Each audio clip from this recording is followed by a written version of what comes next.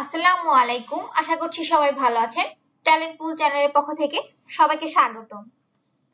প্রথম শ্রেণী থেকে পঞ্চম শ্রেণী পর্যন্ত সকল বিষয়ের যে কোনো ধরনের আপডেট পেতে চ্যানেলটিকে সাবস্ক্রাইব করে পাশে থাকবেন।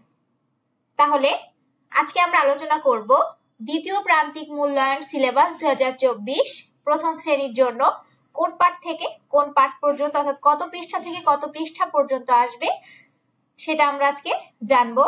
বাংলা পাঠ 18 থেকে 40, বাংলার জন্য 18 থেকে 40 পাঠ পর্যন্ত পড়বে, পৃষ্ঠা 25 থেকে 58।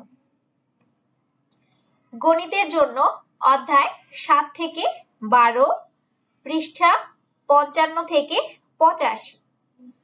আর ইংরেজি অংশের জন্য ইউনিট 2 লেসন 10 থেকে 21, পেজ 32 থেকে 64।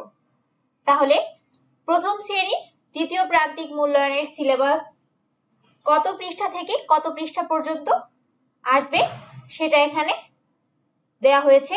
তোমরা বাড়িতে এই অনুযায়ী পড়তে থাকো এবং প্রথম শ্রেণীর সকল বিষয়ের নমুনা প্রশ্ন পাওয়ার জন্য চ্যানেলটিকে সাবস্ক্রাইব করে পাশে থেকো।